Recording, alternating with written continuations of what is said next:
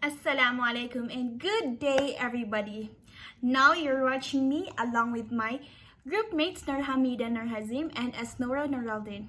And for today, we're going to talk about utilizing graphic organizers in science subject for preschoolers and kindergartners. So stay tuned as we are about to discuss our topic. Defining this, graphic organizers are also known as cognitive organizers. These are visual representation of presenting and organizing knowledge and ideas. This is according to Health and Life Skills Guide to Implementation to K-10, K-9, 2002. And yes, graphic organizers are visual tools that help organize information and ideas in a clear and concise manner. In early childhood education, this visual aid serves several purposes, supporting young learners in developing cognitive and organizational skills. Here are some key purposes of using graphic organizers, and there are also types of graphic organizers in early childhood education, which will be talked about by my group mates Nur Hamida Nur Hazim and Asnora Nuraldin. So let's now move on to the four categories of graphic organizers, such as the conceptual, hierarchical, cyclical, and sequential. So the first category is conceptual graphic organizer. This category is appropriate for presenting a central idea with supporting information. And conceptual graphic organizer is a great tool to visually represent and organize knowledge or ideas. It can help you understand, remember, and connect concepts more effectively. So we have here three examples of conceptual graphic organizers.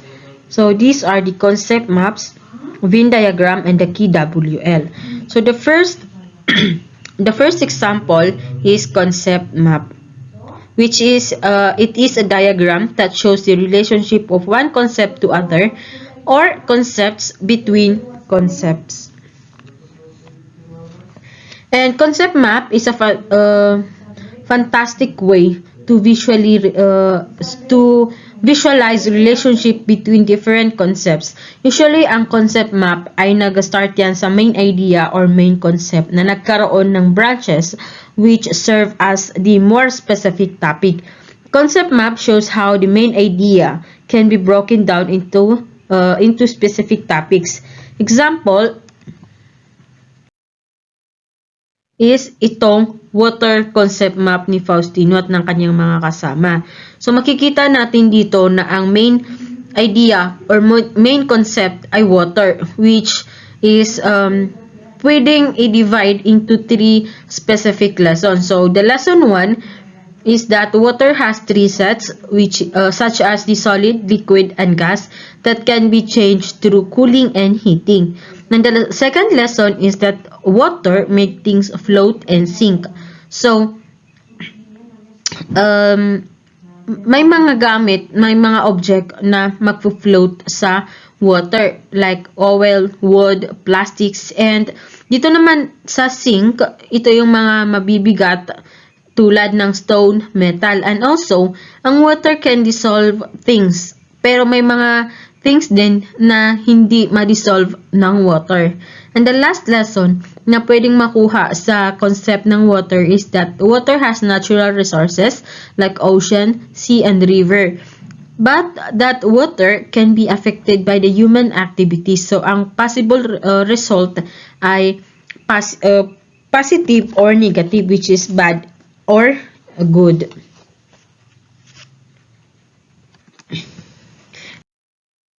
Other example is this, ang main idea or main concept dito is yung plant that has roots and has flowers. And also plants has leaves that need water, and the plants need sunlight, which is yellow, and the leaves are green. So yan yung example ng concept map.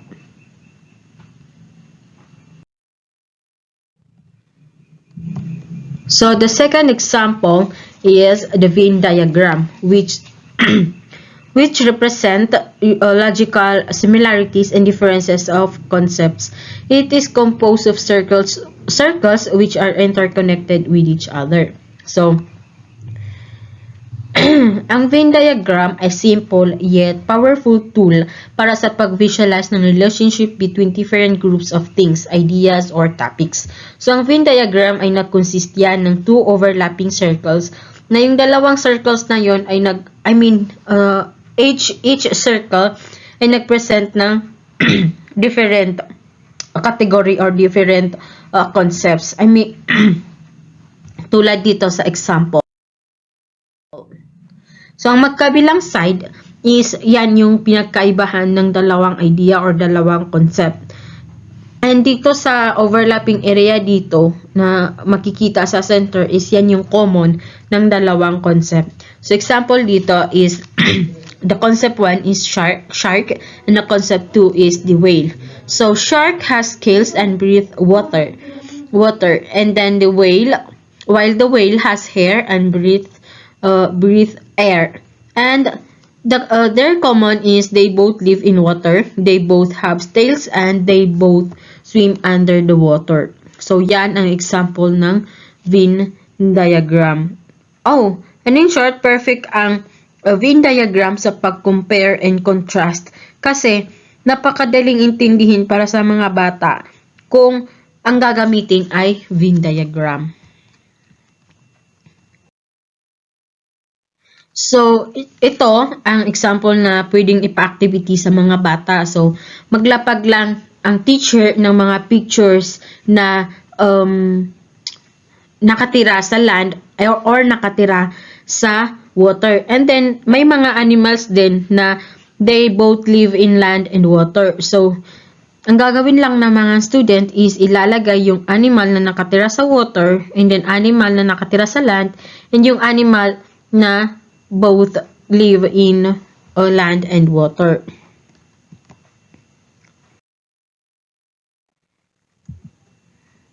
So the last example is the KWL, which is a graphical organizer designed to help children to learn. So KWL is an acronym that means know, want, learn.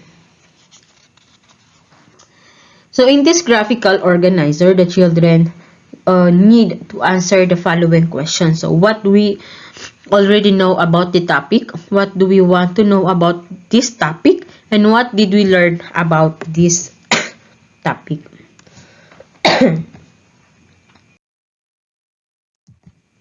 So, ito ang example ng KWL. So, ang topic is amphibian. So, what children already know about the topic. So, they already know that a frog is an amphibian. But, they want to know what the frog eats and where they live. And then, dito sa third column, dyan makikita yung natutunan ng mga bata. So, a frog eats insects and a frog can live both land and in the water. So, dito din sa third column, makikita ng teacher kung natutuba talaga yung mga students. In short, ang KWL graphic organizer is the best tool to engage with new material and for tracking children's learning progress. So, overall, ang purpose ng concept map is to distinguish the specific topic from a certain main concept, idea, or topic, while Venn diagram is a perfect tool for comparing and contrasting ideas or topic. And lastly, KWL is for tracking your children's or pupils' learning progress.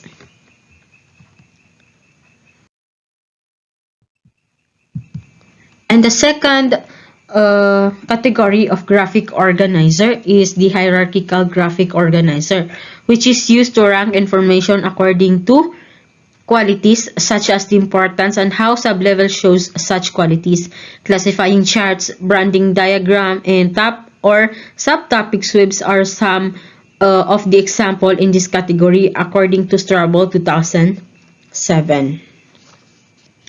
So, ang setup ng hierarchical ay top-down manner kung saan nagsimula sa broad idea and then breaks it down into more specific related subtopics as you go more down the hierarchy. So, this type of organizer is especially useful when dealing with a complex topic that can be divided into smaller or more manageable parts na magpapadaling intindihin ng mga bata yung certain topic. Tulad nitong example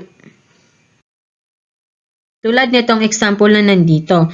So, things around me, pero yung things na yun can be living things or non-living things. So, mapapaisip yung mga bata na hindi lang pala simple things yung mga nakikita nila sa kanilang paligid. Kundi ito ay may classification din like living things and non-living things. So living things, ito yung may buhay like people, plants, and animals. Sa non-living things naman, ito yung mga walang buhay na mga nakikita sa paligid like chairs, books, pencils, table, like that. So, hierarchical graphic organizers are commonly used for various educational purposes, such as organizing information for research projects, outlining essays or reports, summarizing complex topics, and helping students understand the relationship between different concepts within a larger context. They are effective tools for promoting structured thinking, note-taking, and comprehension of hierarchical or layered information. So, other example ng hierarchical graphic organizer ay ano ba yun? Yung mga organizational chart. So, as you can see, may pagka-same yung format ng concept map and the hierarchical graphic organizer. So, both concept maps and hierarchical graphic organizers are visual tools used to organize and represent knowledge, but they do have some differences and similarities.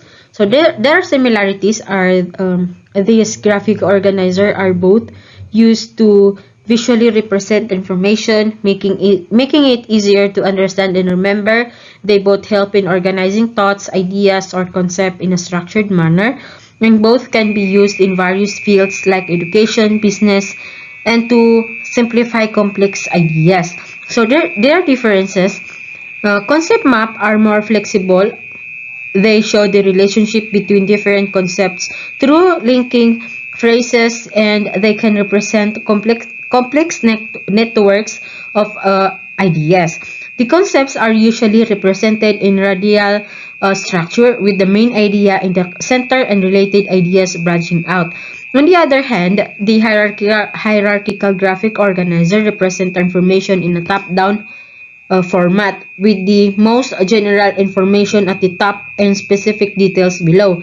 So they are more linear and structured, showing a clear order or a sequence.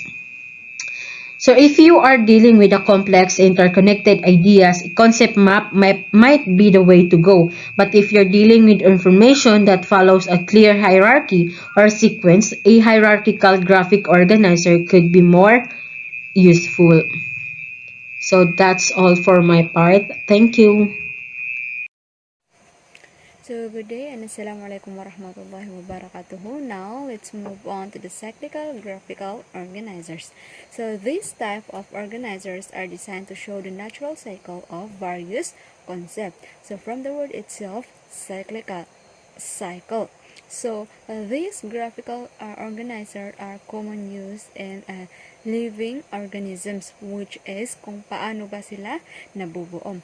So the example of this is the life cycle of a frog. So from eggs to tadpole to froglet or the metamorph to a frog. Then ganun na din siyang sa cycle. So, yung frog, mangitlog siya, which is the eggs. So, magiging tadpole to froglet to frog. So, yun na yung routine nila. Yun na yung magiging routine nila. Another example of this is the butterfly life cycle.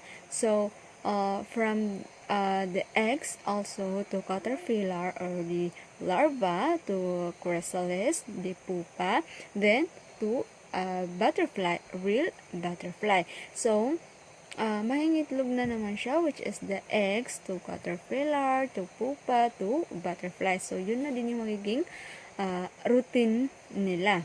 Cyclical ba? And another example of this is the plant life cycle.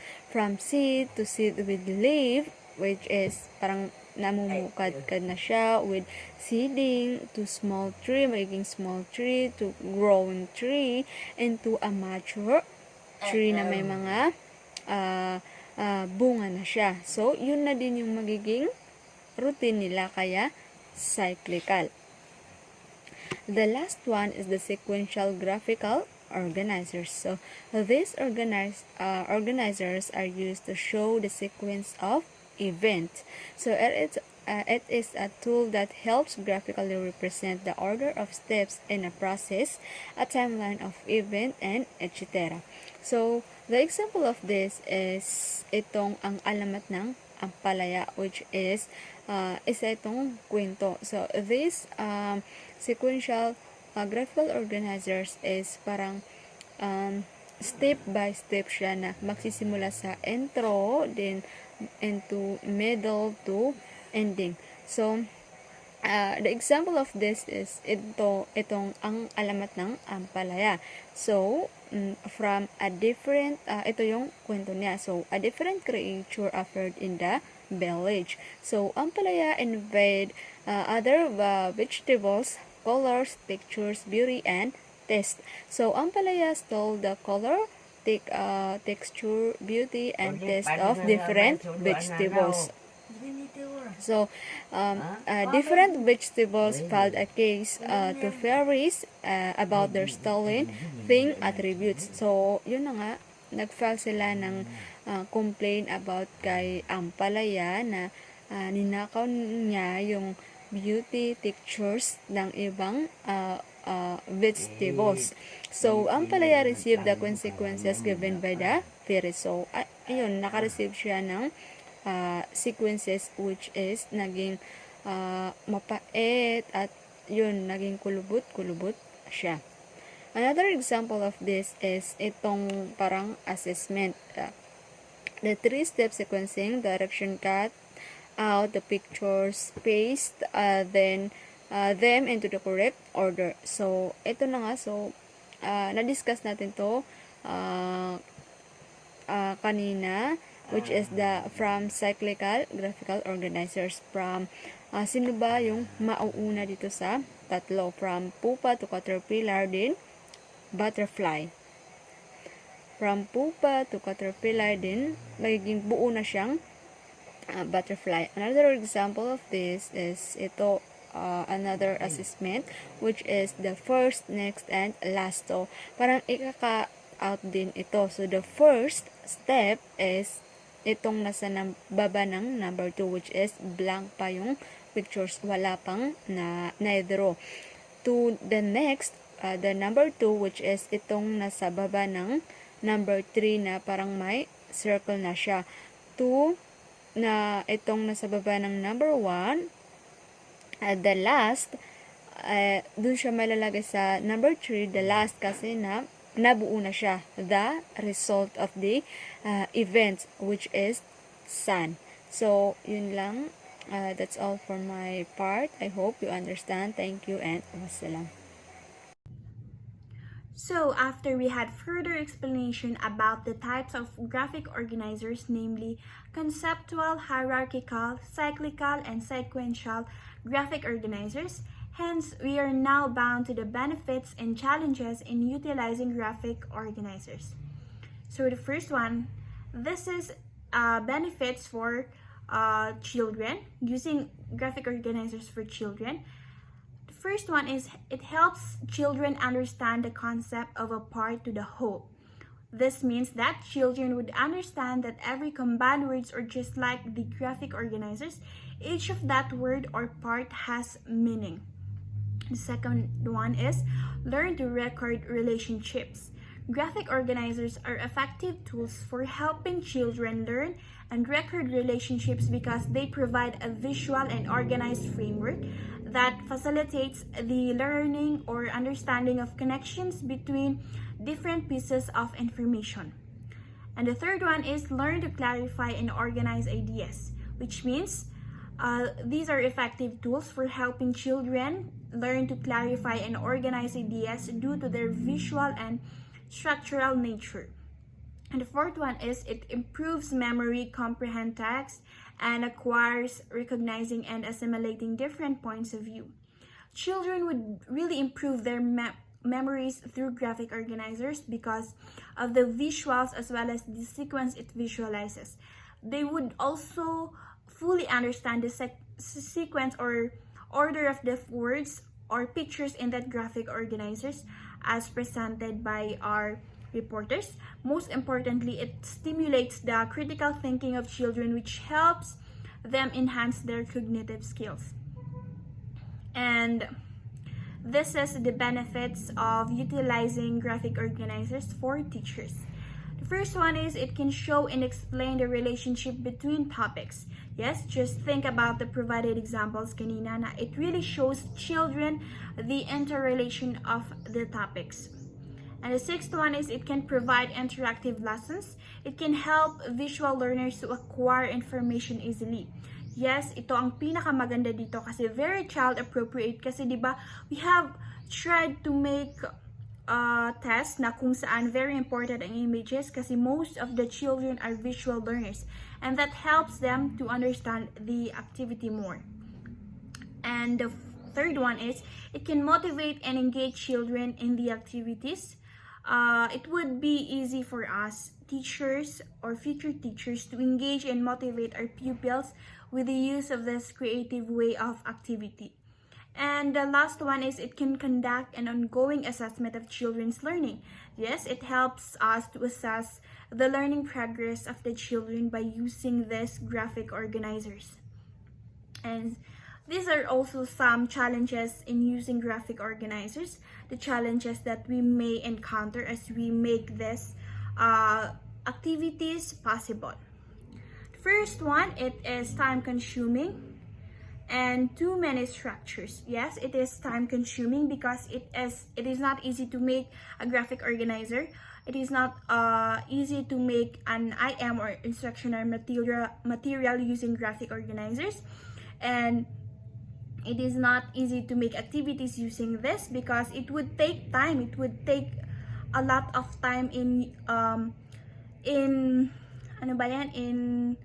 making it because there are things that you should consider in making this, and it is too many structures or too structured. The graphic organizer is too structured. Maraming pasikot-sikot when making this. And also it can be used incorrectly. So of course it is challenging in a way that the thing that you have made, the graphic organizer that you have made may show incorrect or could be incorrect kasi you don't know how it is done. Hindi mo alam yung tamang procedure kung paano ginagawa ang graphic organizers. And it may cause stress to use. So, yun nga yung sabi sa una, it is time consuming. So, dyan pa lang, nasa-stress ka na kasi nakukonsume niya yung time mo. Imbes na mag-check ka ng activities, mag-check ka ng papers, nabibigay mo doon yung time mo, na allot mo yung time mo doon sa paggawa ng graphic organizers, which lead you to be stressed as a teacher. And also lastly, larger diagrams often get complicated and hard to update. So yung larger diagrams, when making when making graphic organizers, it is really hard to update, or diba, it is hard to innovate.